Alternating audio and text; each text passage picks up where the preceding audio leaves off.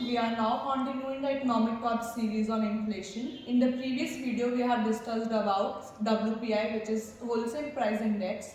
Today, I, Meenakshi, will discuss about Consumer Price Index. The CPI is a measure that examines the weighted average of prices of basket of consumer goods and services such as transportation, food, and medical care. It is a macroeconomic indicator which is used to indicate inflation.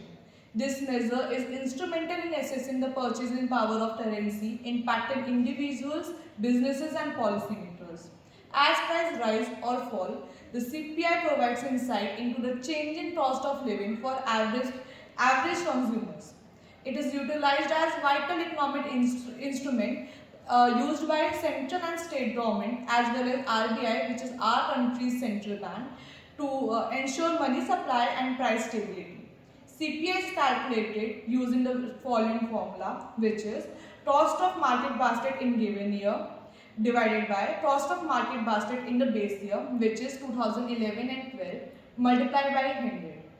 Overall, the CPI is a crucial tool for understanding inflationary pressure, making it indispensable for economic analysis and decision making at various levels.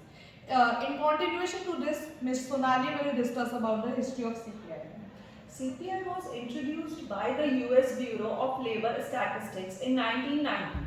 BLS is a federal agency that operates within the US Department of Labor. The foundation for the CPI is in India was laid during the British colonial rule.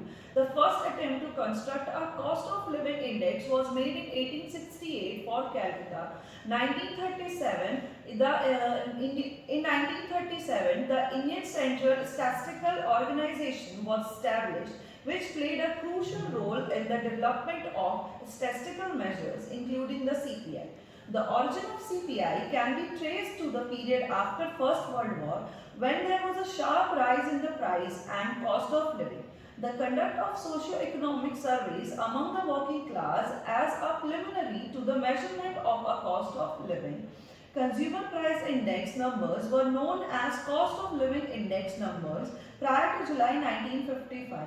The 6th International Conference of Labor Statistics recommended the changes in the name as Consumer Price Index. It introduced in India in January 2011 and the RBI governor at that time of introduction of the new CPI was Raghuram Rajan.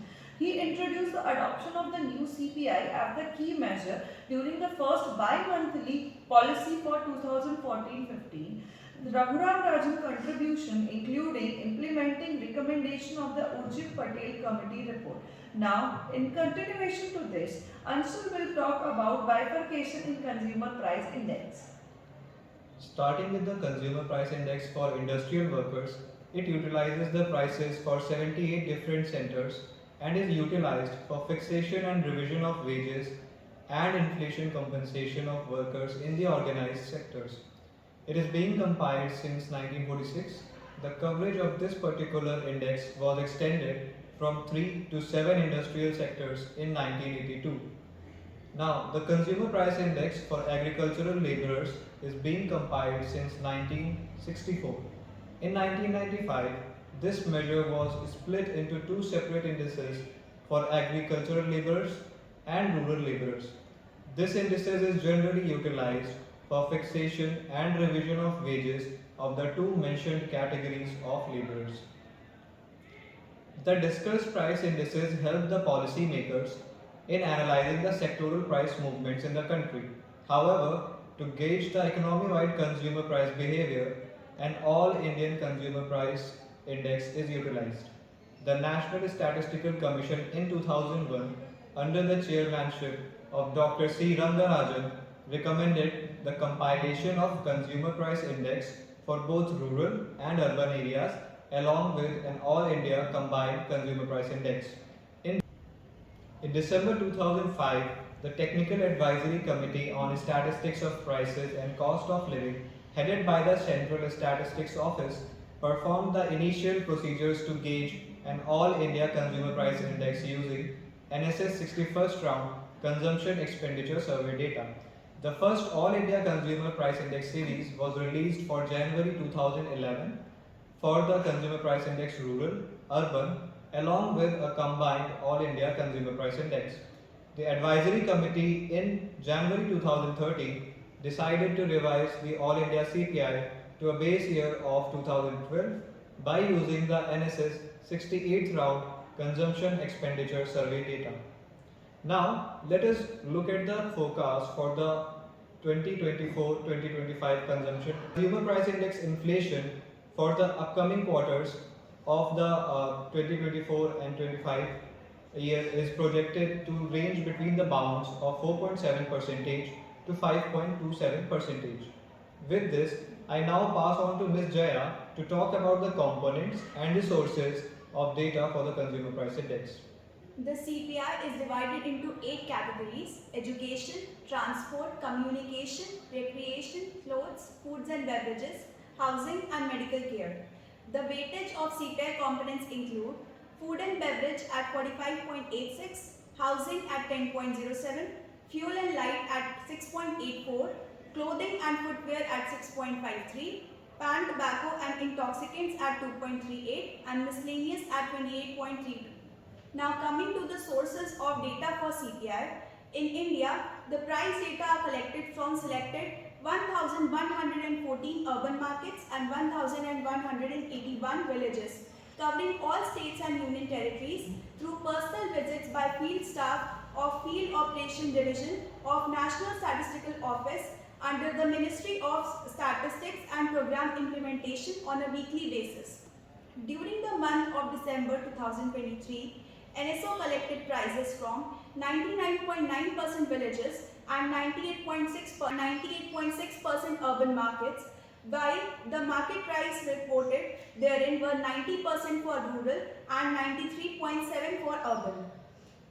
Whereas in US, the Bureau of Labor Statistics monthly collects the CPI data. Prices for the goods and services used to calculate CPI are collected from 75 urban areas throughout the country and from about 23,000 rural. Whereas in US, the Bureau of Labor Statistics monthly collects the CPI data. Prices of the goods and services used to calculate CPI are collected from 75 urban areas throughout the country and from about 23,000 retail and service establishments. Data on rents are collected from 50,000 tenants. The weight for an item is derived from reported expenditures on that item as estimated by Consumer Expenditure Survey. In continuation to this, Mrs. Devika will now talk about the details of differences between CPI and WPI.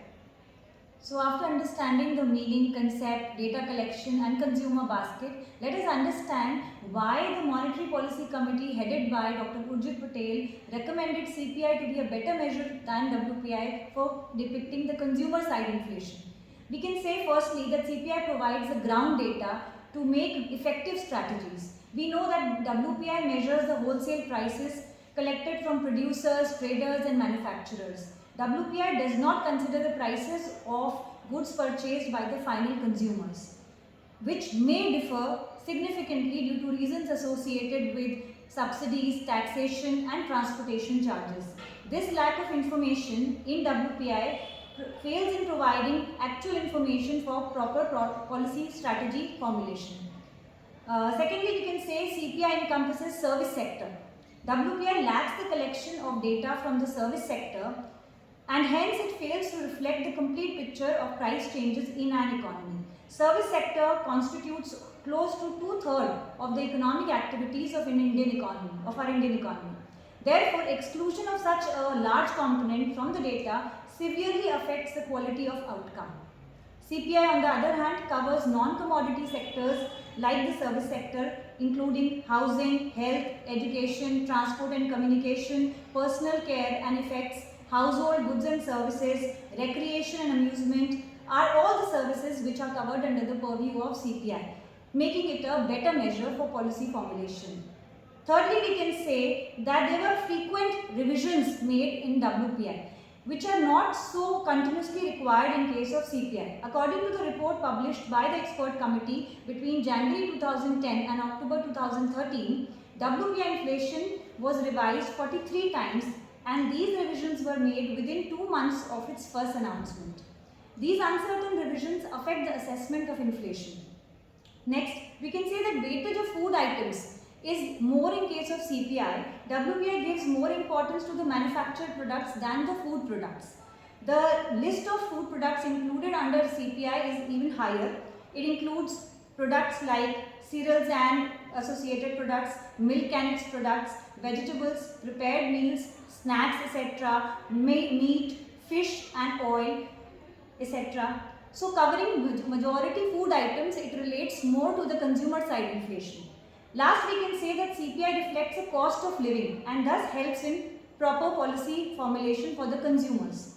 CPI tracks prices consumers need to pay for their basket of goods.